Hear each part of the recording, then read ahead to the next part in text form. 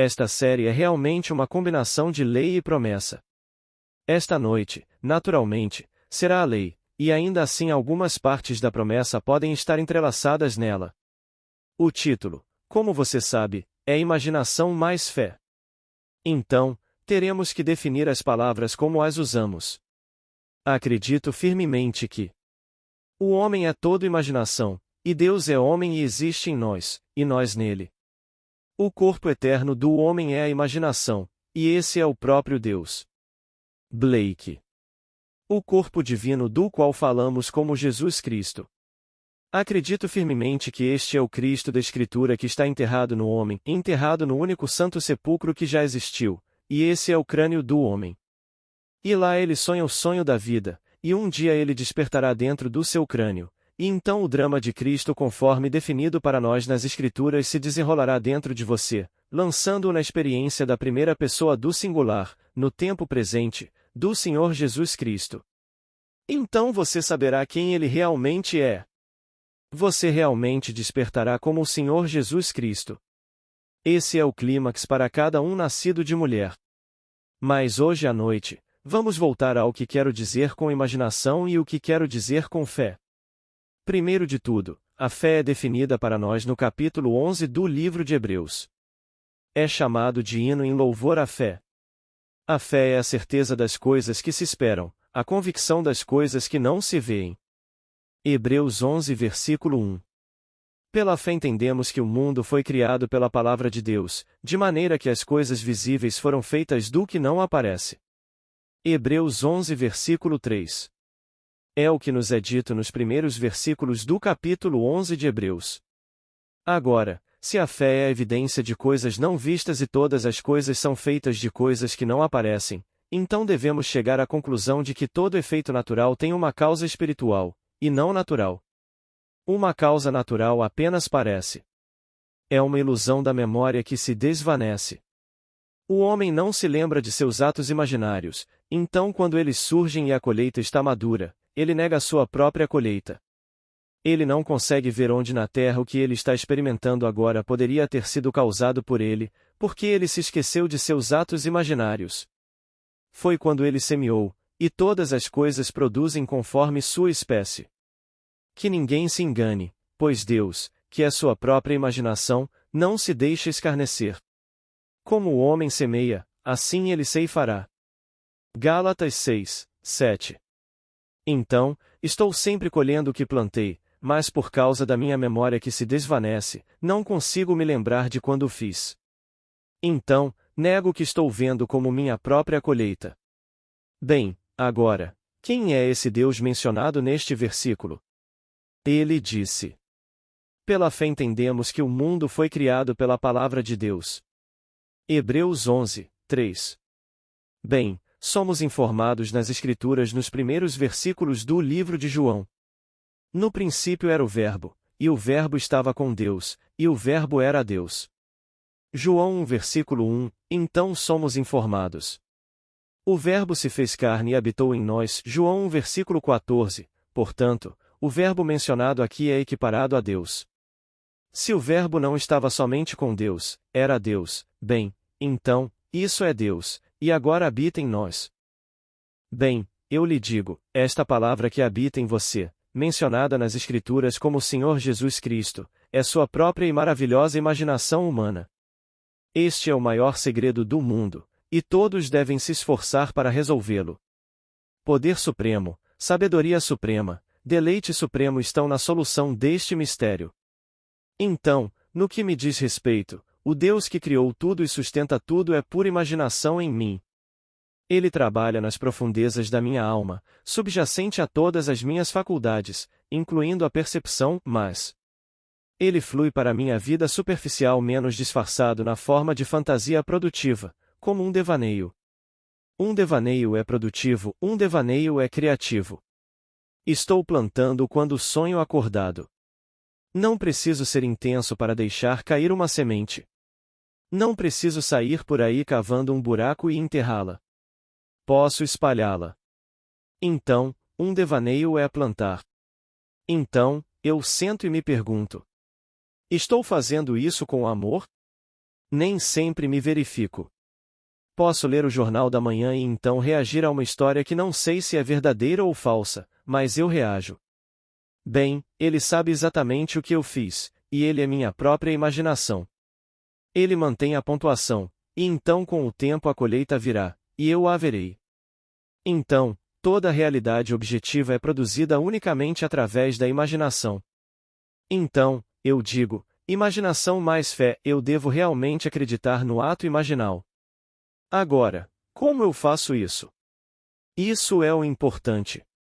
Um estudioso me disse que se as coisas comuns que observo neste mundo corpóreo se estão presentes, isso é sentido, se ausentes, isso é imaginação. O quarto ao meu redor me parece mais real do que qualquer coisa no mundo porque está presente. No entanto, eu estou de pé, não estou familiarizado com este quarto, exceto uma vez por ano, quando venho por 10 noites. Estou muito mais familiarizado com a casa que tenho em Los Angeles, mas no momento ela não está presente aos meus sentidos, então me disseram que é apenas uma imaginação. Isso é simplesmente uma imagem de memória do que ainda pode ser uma realidade, mas no momento pode ter desaparecido. No entanto, não acho que tenha desaparecido, então me dizem. Tudo bem, se penso nisso, mas não está presente, então isso é imaginação. Mas se as coisas estão presentes, então isso é sentido. Bem, como faço o que não está presente se tornar real? É aí que chegamos à imaginação mais fé. Eu tentei inúmeras vezes, e posso lhe dizer, funciona. Eu poderia ficar aqui e fazer um histórico de caso. Anos atrás, logo após a Segunda Guerra Mundial, o ano era 1945, naveguei com minha pequena família, minha esposa e filha para a ilha de Barbados. Eu não vi a família durante os anos de guerra, porque não havia transporte disponível. Fiquei no exército por um período muito curto, cerca de 4 meses. Por causa da minha idade mais essa lei, fui dispensado honrosamente porque tinha mais de 38 anos. Meu filho estava na marinha em Guadalcanal, mas minha garotinha tinha apenas alguns meses de idade. Então, no final de 1945, naveguei no primeiro navio que saiu, pois não havia aviões levando ninguém para as Índias. Então, naveguei com minha esposa e minha garotinha em uma passagem só de ida, sem pensar por um momento na dificuldade de voltar para Nova York, e tinha um compromisso de estar em Milwaukee na primeira semana de maio. Então, naveguei no final de dezembro, véspera de Ano Novo, para ser exato. No final de cerca de 3 meses, meu irmão Vitor me disse: "Você tem uma passagem de volta?" E eu disse: "Não, mas quero voltar na primeira semana de maio para ir a Milwaukee." Ele disse: "Como você ousa deixar a capital do mundo financeiro, Nova York, sem fazer arranjos?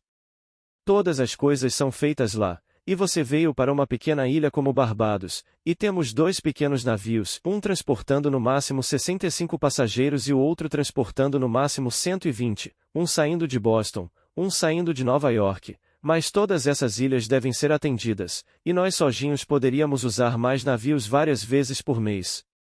Eles só fazem uma viagem de ida e volta, um fazendo a cada 21 dias, e o outro fazendo a cada 32 dias, e como você ousa sair, sabendo que deve voltar, sem fazer nenhum arranjo na cidade de Nova York?" Bem, estava tudo perfeitamente bem. Sentei-me no meu quarto de hotel numa grande poltrona confortável e presumi que era um pequeno barco que cuidaria do navio porque não tínhamos um porto profundo naquela época. Temos um agora, mas não havia um porto de águas profundas, então presumi que estava num pequeno barco que me levava para o navio, e que meu irmão Vitor e minha irmã Daphne, minha esposa e outros membros da família e a pequena Vicky estavam todos a bordo do barco. Então presumi que estava saindo deste pequeno barco para a prancha de embarque. Eu podia sentir o ritmo, eu podia senti-lo ceder conforme eu subia degrau após degrau após degrau. Minha mente vagou antes de chegar ao topo. Então, voltei para o fundo novamente e comecei tudo de novo. Ela vagou novamente, voltei para o fundo e fiz tudo de novo. Quando cheguei ao topo, não tinha espaço para onde ir. Eu simplesmente presumi agora, e minha mão está no corrimão. Eu podia sentir o sal do mar no corrimão. Eu podia sentir o sal do mar no ar, e então olhei para a ilha de Barbados com um sentimento misto, um de tristeza porque eu estava deixando a família, e um de alegria porque eu estava voltando para a América, onde eu moro. Esse era um sentimento peculiar, mas era um sentimento natural. E enquanto eu segurava o corrimão e assumia esse estado, adormeci na cadeira. Agora, preciso voltar.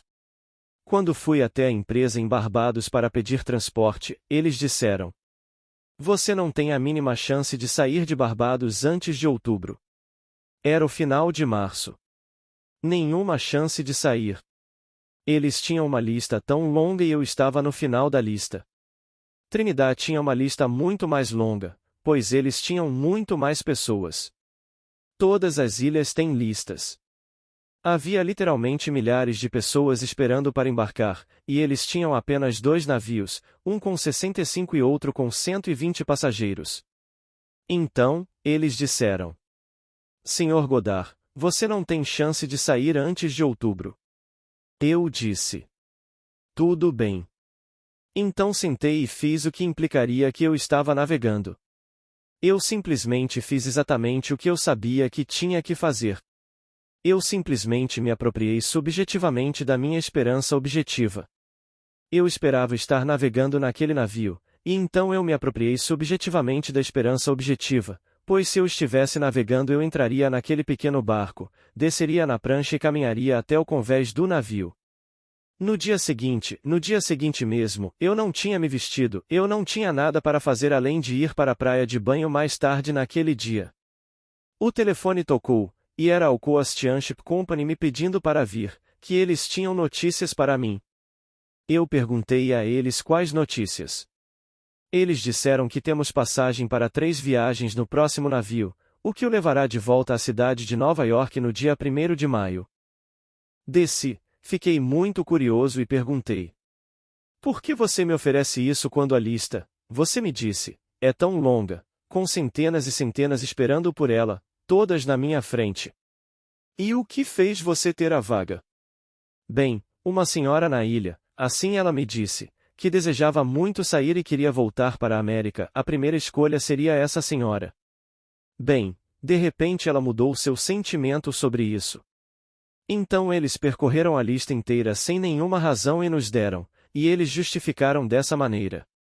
O navio só leva 2 em cada quarto, mas sua garotinha tem apenas cerca de 3 anos de idade, e ela pode dormir em um beliche com sua esposa, e você pode ficar com o outro.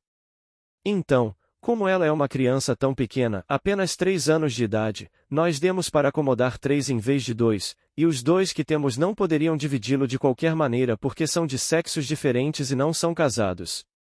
Foi assim que ela justificou me dar quando centenas de pessoas estavam diante de mim. Eu sei como eu fiz isso. Todo efeito natural tem uma causa espiritual, e não uma natural.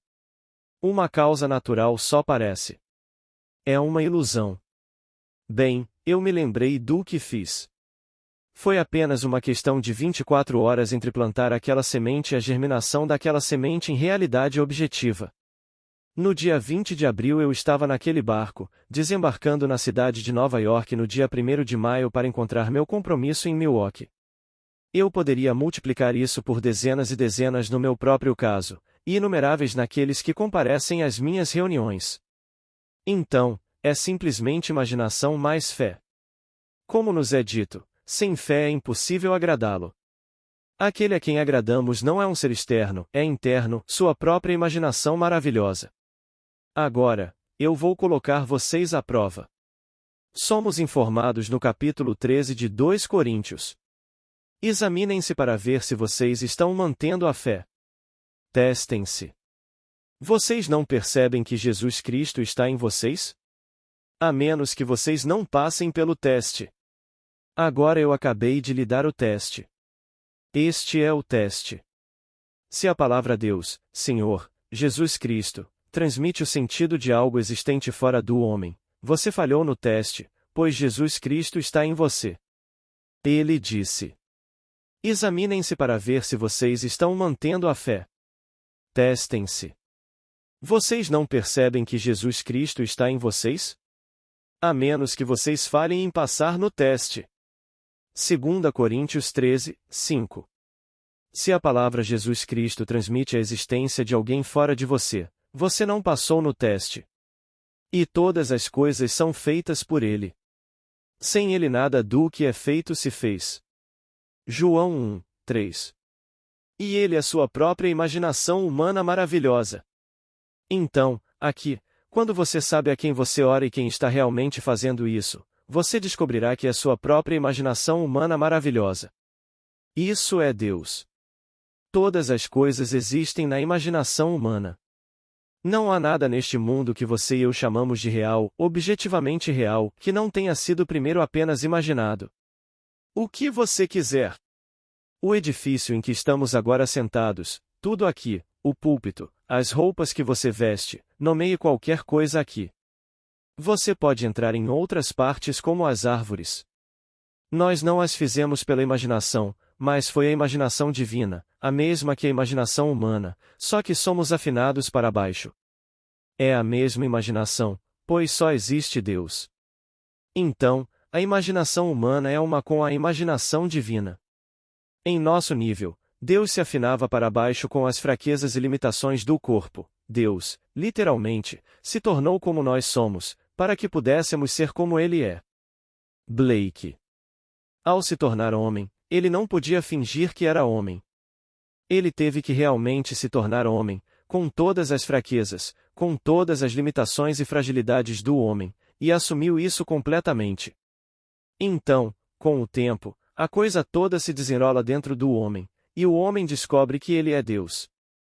Ele descobre que é Deus porque o drama está completamente registrado para ele. Tudo o que é dito sobre Jesus Cristo nas Escrituras, você vai experimentar como algo acontecendo dentro de você. Não algo que você lê como no caso de ler sobre outro, não, tudo é feito dentro de você. Você fica estupefato. Você fica surpreso além da medida e da crença.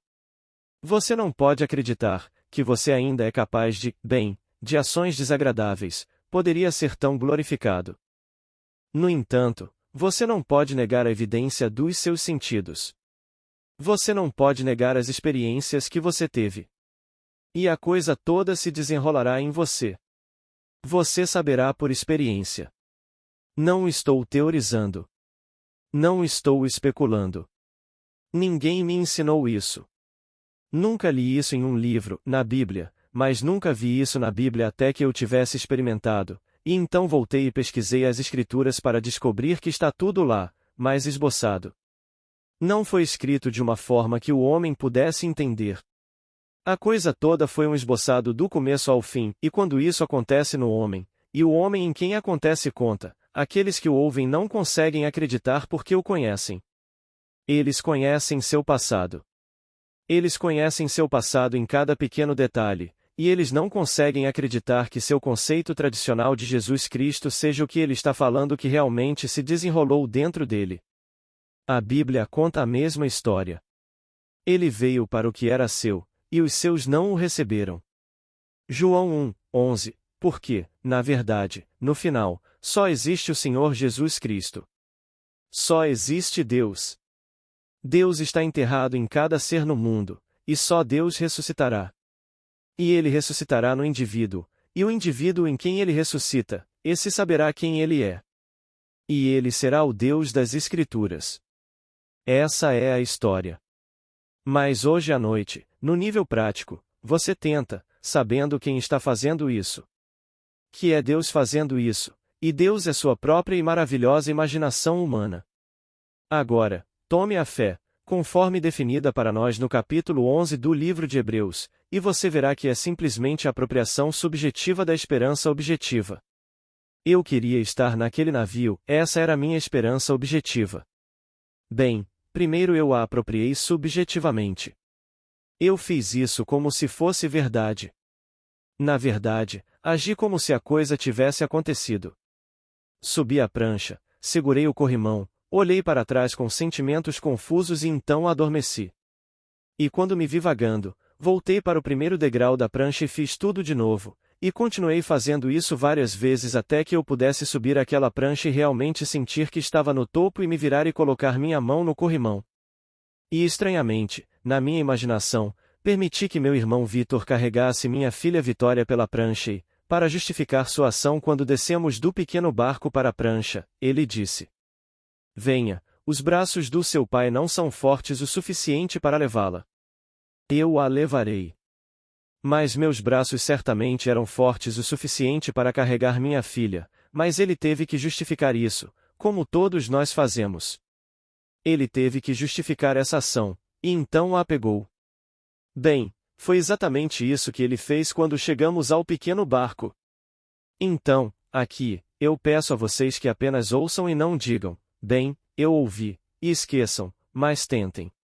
Vocês serão o poder operante. Ele não funciona sozinho.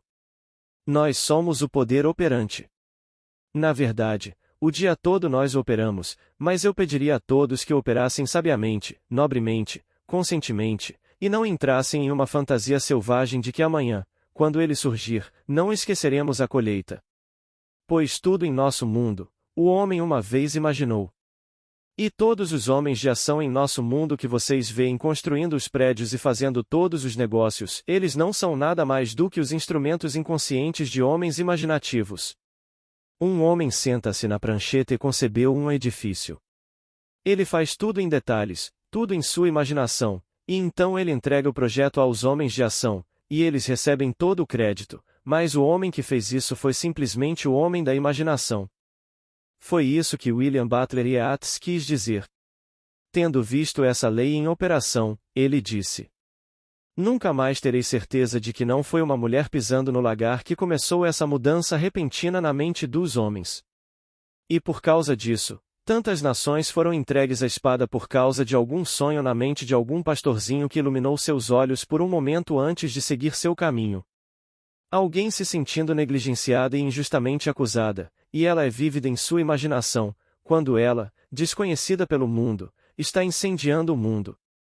Muitos homens hoje à noite estão na prisão, e injustamente lá, eles sabem que não cometeram o crime pelo qual foram acusados, e estão pagando um preço que sentem que não deveriam pagar. A mente daquele homem está inflamada, e o que ele está fazendo? Está passando despercebido, mas os eventos aparecerão no mundo. 2 ou 3 semanas atrás, recebi uma carta, e pensei que era uma carta estranha quando comecei a lê-la. É de um prisioneiro. Não conheço o homem. Ele assinou seu nome, Bob, e anexou um envelope auto-endereçado. Ele está em Folsom. Folsom é um lugar para onde apenas os prisioneiros endurecidos são enviados. Bem, ele confessou que me ouviu na TV, e ele praticou e funcionou.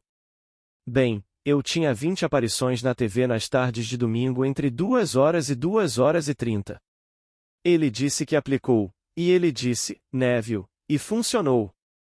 Para onde estou indo, eu não sei, mas estou aqui por um bom tempo, então não importa se você responder hoje à noite, amanhã ou quando você responder, porque eu estou aqui. Mas eu gostaria que certas perguntas fossem respondidas. Esse sujeito está interessado no uso da imaginação. Estranhamente, eles estão vitalmente interessados no mistério da morte. Eles gostariam de saber se eu posso lançar qualquer pensamento sobre a morte, com base em, naturalmente, minhas experiências, não coisas sobre os outros, mas o que eu sei sobre a morte. Bem, eu escrevi para ele pouco antes de subir. A essa altura ele já deve ter a carta. Eu queria poder ir para Folsom e falar com os internos e contar a eles sobre sua verdadeira dignidade, o homem que eles estão destinados a ser, pois eles estão destinados a ser o Senhor Jesus Cristo. Toda criança nascida de mulher está destinada a ser Cristo, e a estar consciente do fato de que Ele é o Senhor. Mas como chegar lá e me dirigir a eles, eu não sei. Ele tem minha carta. Eu escrevi para ele em detalhes tanto quanto eu pude, e ele vai compartilhar com aqueles que estão interessados. Eles estão vitalmente interessados na morte. Eu disse a ele, como eu diria a qualquer um, eu conheço pessoas que não estão cientes do fato de que fizeram a transição. Elas não sabem nada sobre o fato de que morreram, porque elas não estão mortas. Elas não estão mortas, e ninguém pode persuadi-las de que morreram. Elas estão falando com um homem que está tão vivo quanto você, e você diz a ele que ele morreu e você foi ao funeral dele e você sabe exatamente onde o colocaram no chão, revelando o que ele esperaria de você como um amigo, mas ele ri de você, porque ele sabe que ele não está morto. Eu digo, não, você não está morto, mas você morreu, você sabe. Mas você não é estúpido, ele me disse. Eu não estou morto, mas eu morri. Veja, há toda a diferença do mundo entre restauração, que acontece com todos que morrem aqui, restauração instantânea de uma forma inexplicável em um novo corpo, como era antes, mais novo, inexplicavelmente novo e jovem. Se você morre aos 90, você tem 20, e é uma restauração instantânea. Bem, isso não é ressurreição. Ressurreição é a história que eu conto quando o homem realmente desperta do sonho da vida, enquanto o outro é restaurado para continuar o sonho. Ele está sonhando as condições ao redor dele, assim como ele está sonhando as condições aqui. O que foi senão um sonho acordado e controlado que eu tive quando embarquei no navio? Quando saí do exército, isso não foi um sonho acordado, mas controlado. Quando fiz meu pedido de dispensa honrosa, ele me foi negado e assinado Coronel Theodore Bilboug Jr. Ele era meu comandante na 11ª Divisão Blindada. Não havia apelação além do meu comandante. Eu não podia levar isso ao comandante do regimento ou comandante da divisão, eu só podia levar isso ao meu comandante de batalhão, e ele era meu comandante. E ele assinou, reprovado. Naquela noite, fui dormir no meu pequeno beliche com todos os outros soldados e presumi que estava na cidade de Nova York, no meu próprio apartamento na Times Square, onde eu tinha meu apartamento. Eu estava na minha própria cama, minha esposa estava na cama dela, e nossa garotinha estava no berço. E então eu me levantei, tudo na minha imaginação, e andei pelo meu apartamento e senti os objetos familiares. Eu podia vê-los todos. Eu podia vê-los com os olhos da minha mente. E deixei bem claro para mim mesmo que não estava lá de licença, eu estava honrosamente dispensado e dormindo agora como um civil. Naquela mesma noite, antes da minha visão, por volta das 4 horas da manhã, surgiu um enorme lençol branco, e aqui no lençol branco estava a palavra reprovado, assinada pelo Coronel Theodore Bilboug Jr. Então surgiu uma mão, apenas uma mão com uma caneta dentro, e a caneta riscou a palavra reprovado, e em negrito escreveu: aprovado. Então uma voz falou, e a voz me disse: o que eu fiz, eu fiz. Não faça nada. 9 dias depois, o comandante, Coronel Bilboug, me chamou e, depois de me dar um sermão sobre o homem mais bem vestido da América é o homem que veste o uniforme da América, eu disse: sim, senhor. Então ele continua, e eu disse: sim, senhor. No final, ele disse: decidi que vou deixar você ir, e então ele assinou minha liberação. Naquele mesmo dia, eu estava fora do exército com dispensa honrosa. Não contei a ele o que fiz. Ele teria acreditado? Pois, por mais voltado que estivesse para a guerra, enviando milhões de nós para a batalha, ele poderia acreditar que a imaginação poderia trazer a paz? Como você pode pegar um homem treinado como ele foi treinado e persuadi-lo de que uma suposição, embora falsa, se persistir, se solidificará em fato? Como ele poderia acreditar nisso? No entanto, eu era a evidência viva do que eu tinha feito. Se eu tivesse dito a ele o que eu tinha feito, ele nunca acreditaria que essa era a causa do fenômeno físico que levou ao trem e depois a viagem para a cidade de Nova York. Foi exatamente isso que eu fiz na visão daquela noite, exatamente como eu lhe disse. A folha com seu nome e a palavra, reprovado, e então vem a mão riscando a palavra, reprovado, e escreveu em negrito, aprovado. E então essa voz vinda das profundezas disse: o que eu fiz, eu fiz. Não faça nada. Eu não fiz nada, e então 9 dias depois ele me chamou, aprovou, apertou minha mão e me disse: Godard, eu o encontrarei na cidade de Nova York depois que vencermos esta guerra. Eu disse: sim, senhor. E foi isso. Sem discussão. Eu sabia a causa por trás de tudo isso, e não senti que era o momento certo para compartilhar com ele. Ele não estava com vontade de compartilhar o que eu tinha descoberto. Bem, eu tinha descoberto, e eu apliquei. Por que não aplicar a verdade se você acha que encontrou a verdade? E então eu a encontrei, eu a usei, e funcionou. Quando algo se prova em performance, o que importa se o vasto mundo inteiro se levanta em oposição a isso? Ele se prova no teste. Então, estou compartilhando com você o que provei. Mas não funciona por si só. Você é o poder operante. Então, você leva para casa e sabe exatamente quem é Deus. Não nos é dito no 4º Salmo. Comungue com seu próprio coração na sua cama, e fique em silêncio. Salmo 4, 4. Não com o coração de outra pessoa, comungue com seu próprio coração. As palavras coração e mente são sinônimas em significado. Comungue com sua própria mente, e confie nessa mente, confie nela implicitamente. Acredite na realidade de seus atos imaginados, e esses atos imaginários se objetivarão e se tornarão o que o mundo chama de fatos objetivos. Eles vão. Então, se você começar atrás da bola 8, ou atrás de qualquer coisa que pareça estar em oposição ou algo intransponível, bem, você acredita em Deus. Estou lhe dizendo quem Ele é, acredite no Deus verdadeiro. Teste a si mesmo e veja se você realmente acredita no Deus verdadeiro. Estou convencido de que 99% do mundo afirmará acreditar em Deus, mas eles acreditam em um Deus falso. Eles o colocam na parede, feito por mãos humanas, e se benzem. Ele não está lá. Leia o Salmo 115. Que choque! Que choque quando você vê o que o homem faz com suas próprias mãos e adora o que ele faz com suas próprias mãos e chama isso de Deus. Ele não tem olhos que possam ver, nem ouvidos que possam ouvir. Ele tem olhos, ele tem ouvidos, ele tem narinas, ele tem braços, ele tem pés, mas nenhuma dessas coisas pode se mover. Os olhos não podem ver, os ouvidos não podem ouvir, a boca não pode falar, os pés não podem se mover, e ainda assim ele olha para isso como Deus. O Salmo 115 é a coisa mais maravilhosa de se ler. É um choque. E, então, volte para encontrar o Deus real, o Deus vivo, o Deus que não pode morrer, o Deus que está em você, seu eu imortal. Esse Deus não pode morrer. E essa é sua própria imaginação humana maravilhosa. E se você cair agora, você seria instantaneamente restaurado em um corpo exatamente igual, só que novo, inexplicavelmente novo e jovem, não um bebê, não nascido de novo, apenas novo.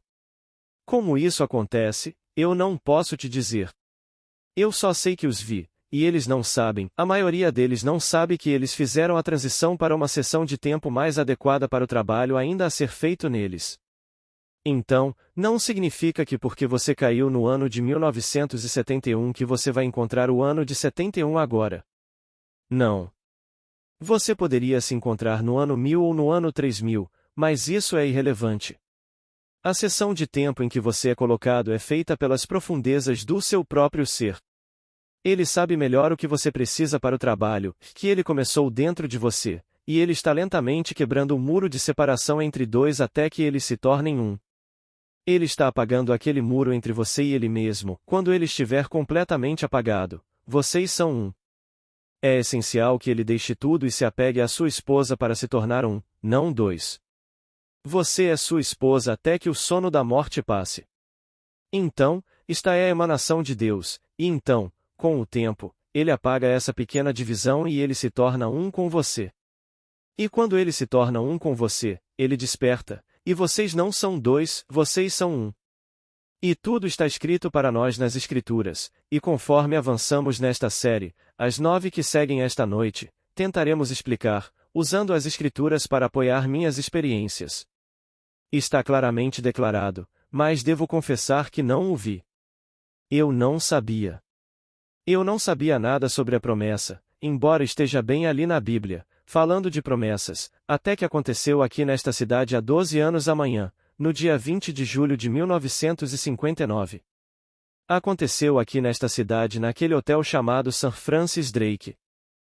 Eu tinha me aposentado depois de uma refeição muito agradável com um amigo meu. Eu me aposentei cedo. E então às 4 horas da manhã todo o drama se desenrolou dentro de mim. Então toda a série levou 1260 dias para ser concluída, assim como predito no 12º capítulo de Daniel, e então reafirmado em Apocalipse, Daniel 12, 7, Apocalipse 11, 3, 1260 dias do primeiro grande evento até o quarto e último. Eu registrei tudo, e você tem no livro chamado Ressurreição. Agora, esta noite, vamos fazer uma noite completa e interessante. Depois do silêncio, teremos suas perguntas, e eu tentarei o meu melhor para responder a todas as perguntas que forem feitas. Agora, vamos para o silêncio. Agora, há alguma pergunta, por favor? Após uma pausa, certamente há perguntas. Uma senhora na plateia. Neville, então certamente a memória deve. O restante da pergunta não pode ser distinguido na minha fita. Neville, se eu caísse hoje à noite depois de 66 anos adquirindo experiências e isso não fosse parte de mim? Ah, senhora. Mas quero dizer, a mente consciente? Neville. Certamente, minha querida. Mas você vive lá assim como vive aqui e as pessoas têm medo de morrer lá assim como aqui, porque morrem lá, como dito no capítulo 20 do livro de Lucas. É dito tão claramente, mas o homem não vê. Lá temos o que é conhecido como os saduceus e os fariseus. Bem, na linguagem moderna, os saduceus seriam os descrentes extremos, cientificamente treinados, inteligentes, mas sem crença na sobrevivência, acreditando que o cérebro é a coisa toda, não o instrumento. Eles acreditam que o cérebro é a realidade em si, eles não podem acreditar que o cérebro não é o todo, quando outros acreditam que o cérebro é apenas o instrumento e o tocador é invisível que toca esse instrumento.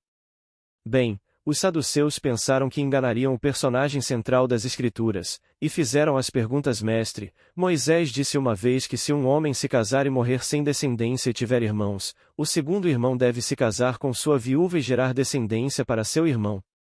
Bem, havia 7 irmãos. O primeiro morreu sem deixar descendência, o segundo idem, morreu sem deixar descendência, o terceiro idem, sem deixar descendência. Eventualmente todos se casaram com ela e todos morreram, e eventualmente ela morreu. Agora, de quem ela será esposa na ressurreição? Sua resposta é esta. Nesta era, os filhos de Deus se casam e são dados em casamento, mas aqueles considerados dignos de alcançar aquela era e a ressurreição, eles não se casam nem são dados em casamento, pois não podem mais morrer. Eles são agora filhos de Deus, sendo filhos da ressurreição. Então, se você não pode mais morrer, se eles não forem ressuscitados, eles morrem como morrem aqui. Você não pode realizar em 70 anos o que vai levar 6.000 anos. Ah, senhora. Acho que você disse isso antes da ressurreição. Neville. Antes da ressurreição, tudo morre. Neste mundo, é um mundo de morte. Na verdade, essa é a pergunta que esse homem de Folsom fez, e eu não pude responder como queria, porque se eu tivesse respondido, ele teria jogado a carta fora. Se eu tivesse dito a ele que vi este mundo morto, que tudo parou, o tempo parou, você tem o poder dentro de você, e um dia você o exercerá. Você o prenderá em você, não no mundo. Você liberará algo que sente dentro de seu próprio crânio, e o fará parar, e quando for preso, todo o vasto mundo ficará parado, e parecerá que todos estavam mortos. Cada ser que um segundo antes era tão animado e tão vivo agora está morto. É como se fosse feito de argila ou mármore, e você olha para ele e fica surpreso. Então você libera dentro de você a atividade que congelou, e tudo continua em seu curso. O pássaro que parou no espaço, bem, o pássaro deveria cair, não deveria? De repente, um pássaro é preso. Ele não caiu por causa da gravidade. Se a garçonete está passando e eu prendo dentro de mim sua atividade, ele não cairia. Ele estava em movimento, e ela simplesmente fica parada apoiada na terra ou no chão. Mas um pássaro em voo, esse pássaro certamente deveria continuar a cair porque eu prendi seu movimento. Ele não caiu. O pássaro ficou parado no espaço, e ele ficou parado, e os clientes jantando, tudo ficou parado. Conforme eu liberava dentro de mim a atividade que eu havia aprendido, tudo continuou a cumprir seu propósito. Agora, eu poderia ter mudado a motivação deles e então liberado. Eles teriam mudado sua atitude em relação à vida, e teriam pensado que eles a tinham originado. Esse é o poder que é realmente destinado a todos no globo, e você saberá que ele vem de cima. E de cima, o mundo inteiro é completamente controlado. Ele disse: Eu sou de cima. Vocês são deste mundo, eu não sou deste mundo. Ele está explicando uma era completamente diferente. Então, este mundo pertence ao mundo da morte. Tudo aparece, cresce, diminui e desaparece. Até o sol vai se pôr ou derreter lentamente, assim me disseram. Não sou cientista. Eu estava contando a um amigo meu antes de começar a reunião, tenho mais amigos do outro lado do véu do que deste lado. Na minha idade, eu deveria ter. Todos eles parecem vivos aqui.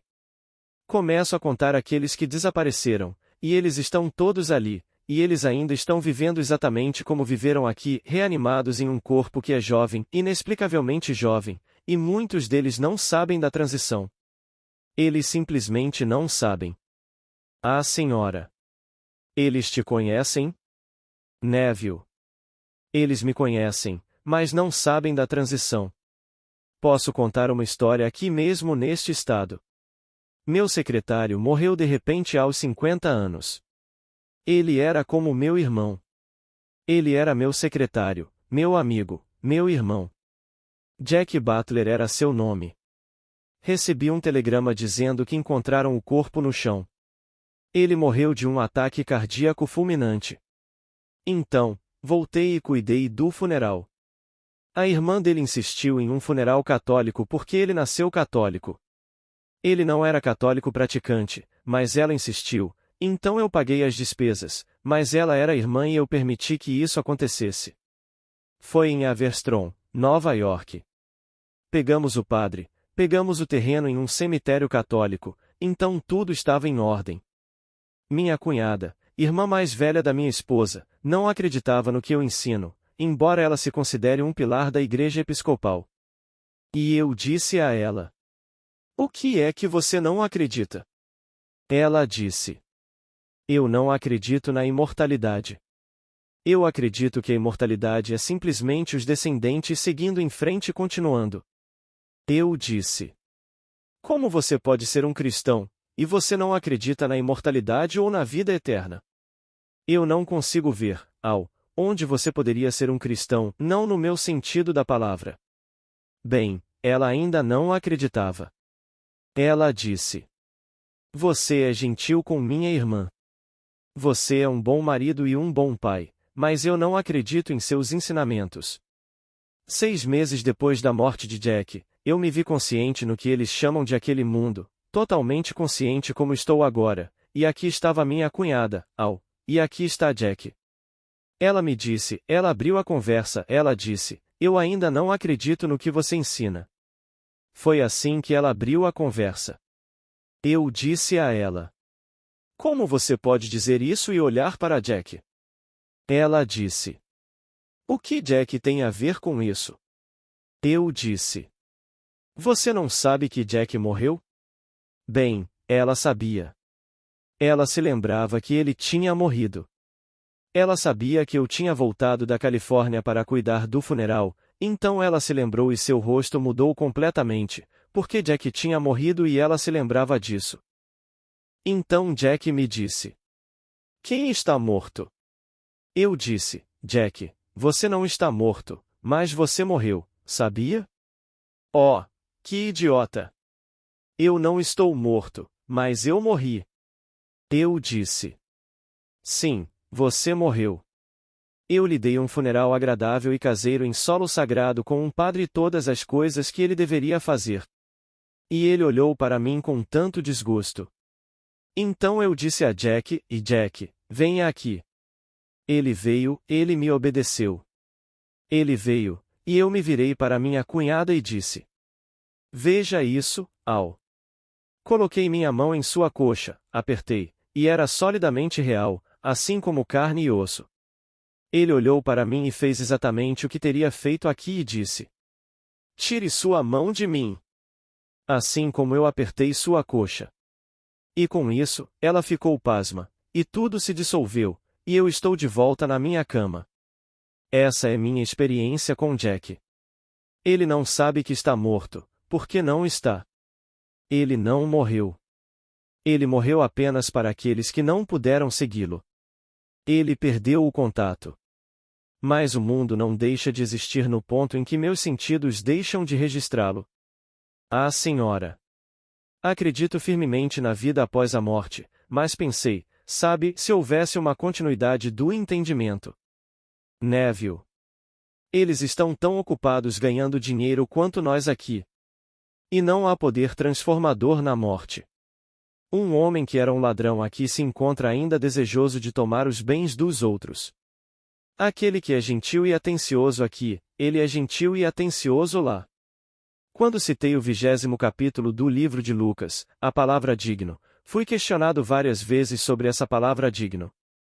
Mas todas as Bíblias a traduzem como digno, é digno. Por definição, significa parecer inteiramente merecedor. Bem, aos olhos de quem? Aos olhos daquele que é ressuscitado? Não. Aos olhos daqueles que contemplam. Aqueles que aguardam a eternidade contemplam a morte. Aqueles que são ressuscitados aos olhos de sua irmandade, aquele parecia digno, inteiramente merecedor, de ser despertado de seu sonho. Ele sonhou sonhos horríveis e sonhos lindos, e ele passou por dificuldades, agora é hora de despertá-lo do sonho. Ele é digno. Suas experiências terminam quando ele tira o corpo pela última vez. Alguma outra pergunta, por favor? Um cavalheiro, você disse algo sobre seus programas de televisão. Eu não estou familiarizado com eles. Neville. Eu tinha 26 em Los Angeles no canal 11. Eram 13, e então eu tive uma pausa de cerca de 3 meses, e eles me trouxeram de volta para outros 13. Eram 26 shows de meia hora, eu fiz exatamente o que estou fazendo agora. Eles me deram um púlpito, e eu simplesmente sentei em uma mesa e falei de improviso. Não havia nenhuma deixa para me trazer. Quando eles ligaram a câmera, eu estava sentado na mesa. Eu não tive que sair do palco, eu não tive que entrar no palco. Não havia diretor. Eu estava simplesmente sentado na mesa, e então a câmera simplesmente se moveu para mim, e então no final do que eu tinha a dizer, ela simplesmente desapareceu e foi para a que me seguiu. Eu tinha um e-mail enorme sobre isso. Foi um tremendo sucesso no que diz respeito ao que eu faço, mas eles não podiam usá-lo para vender perfume. Disseram-me que eu tinha uma audiência superior a cerca de 300 mil todos os domingos à tarde entre 2 horas e 2 horas e 30.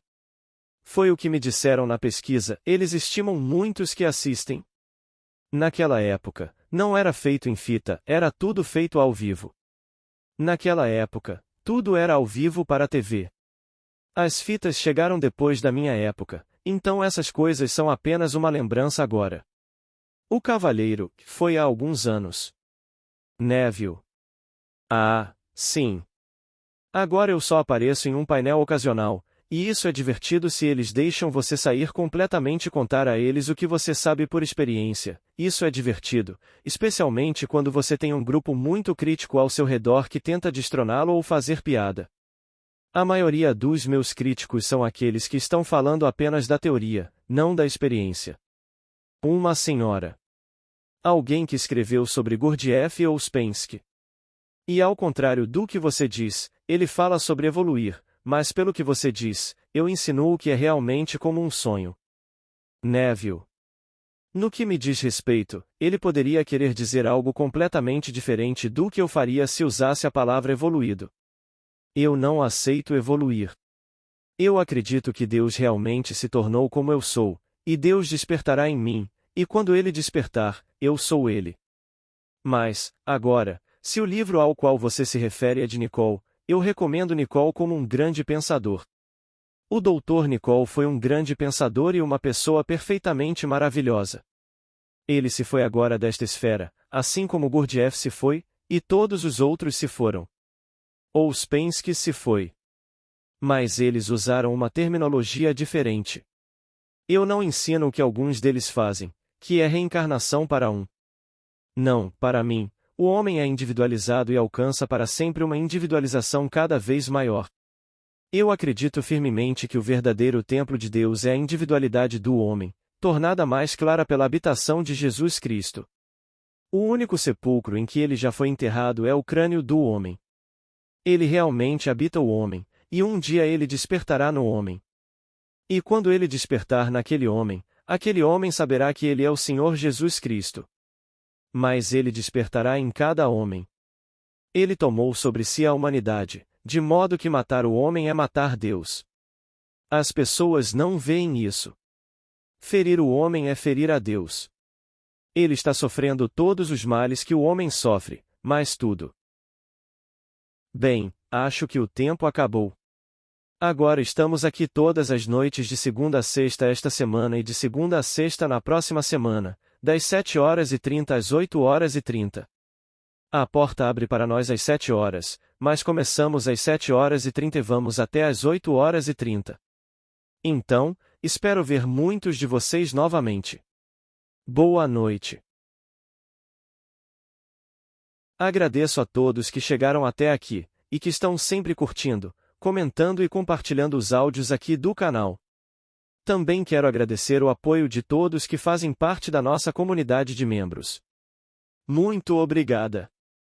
Paz e bênçãos na vida de todos.